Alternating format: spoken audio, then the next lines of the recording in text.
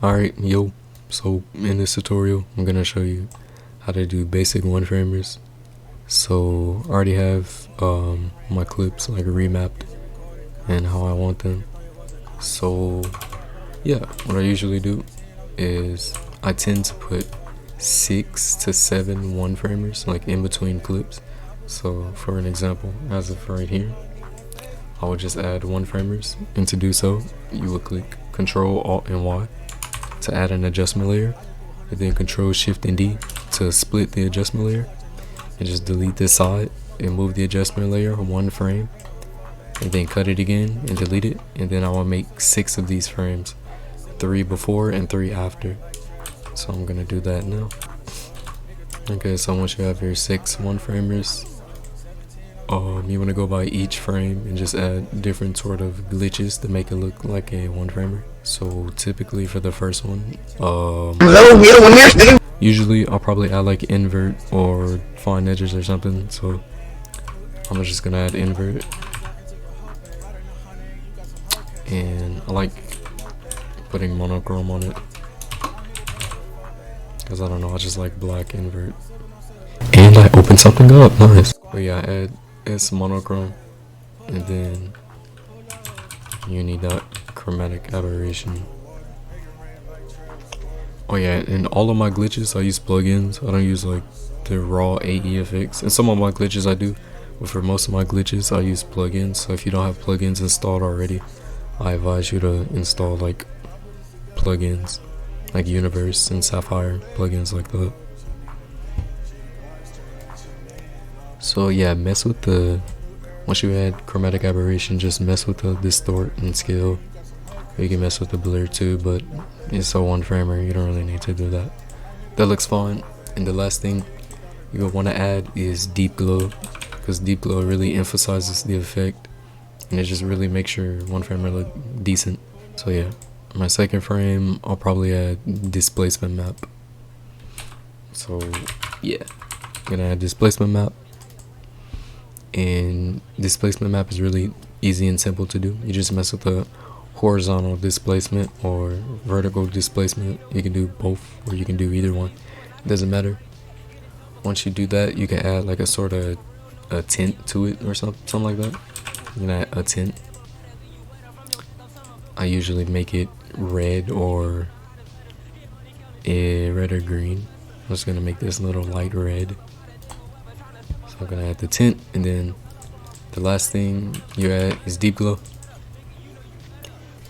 And click on mold, click smooth blending, mess with the exposure however you want until you get it the way you want it to look. And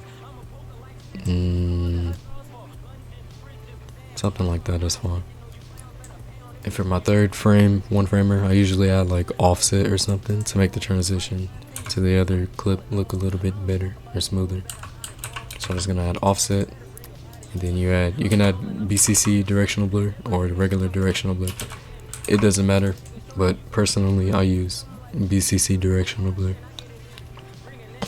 So yeah, and my AE is crashing. I love this program. I just want to go to bed. Bro, I'm just trying to record a tutorial. Oh my. Anyways, now that you've added directional blur, you want to change the angle.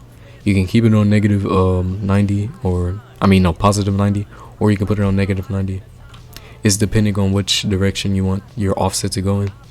So I usually put negative 90 because I like putting the offset to go to the left.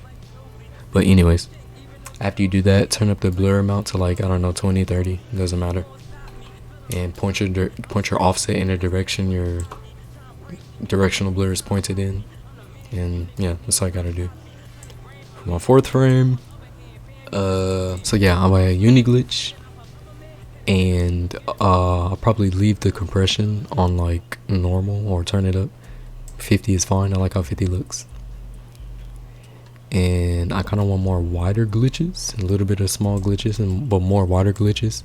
Once you do that, you could also mess with the random seed to change how the glitch looks. So I'm gonna do that. I kind of like how this looks, I guess. So yeah, once you do that, gonna add deep glow. You typically add deep glow to each one of your glitches. each one of your one framers to make the effect look better.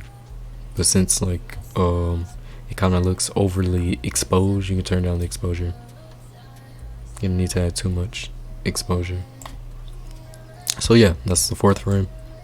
Onto the 5th frame, I'll probably add like invert again, or actually sometimes I like doing glitchify. Alright, and then I like probably mess with the glitch amount, so something like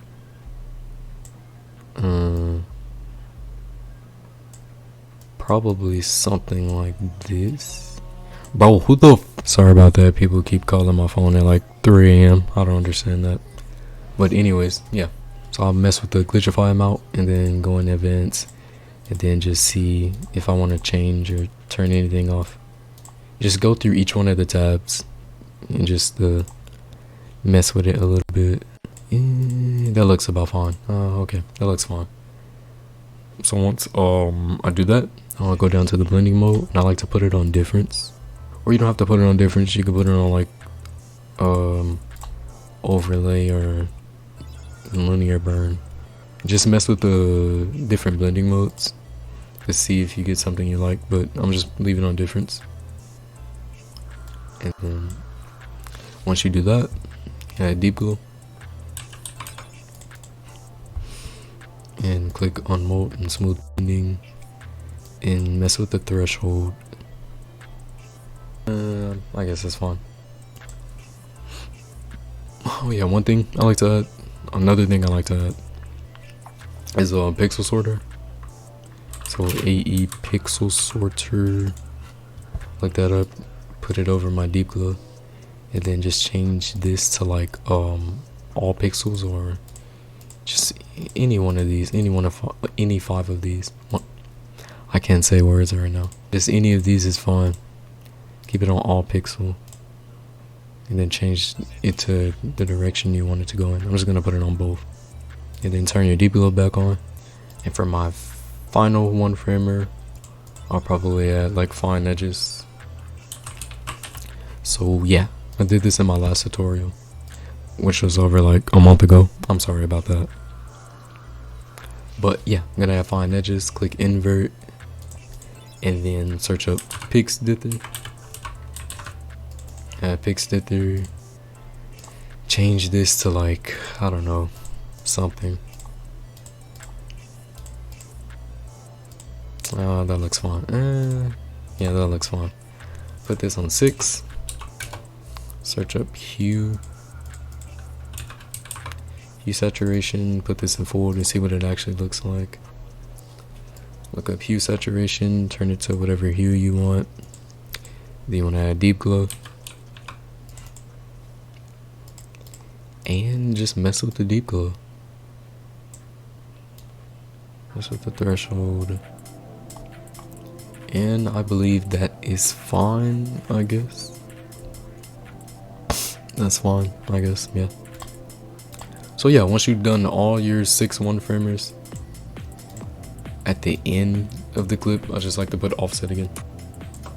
And then do that. And yeah, that's really how, that's all there is to it, you know. That's all there is to it. That's how I do my basic one framers. Once you add your CC and once you like compose your scene, your one framers will look better. But yeah, those are the basics of how I do one framers in After Effects. That's pretty much it. Hold on, let me add some scales to see what it looks like. Oh, I thought I wasn't recording for a second. Oh my god. I've done this tutorial like 15 times. I'm so tired. Okay, I added just like a blur right here. Added scales and a blur. And yeah, that looks pretty good. That's basically how I do one framers. If you like this tutorial, please like, subscribe or like follow me on Insta, or I don't know, just please help follow me, please. But yeah, I'll make more tutorials in the future. I kind of just lost motivation. That's why I haven't like made a tutorial in like a month and a half. But yeah, that's basically how I do one framers So yeah, y'all can stop asking me, oh my god, how do you do one framers? You know, I'm gonna edit that part out. Oh my god, that was so cringy. I'm going to bed. Good night. See you at the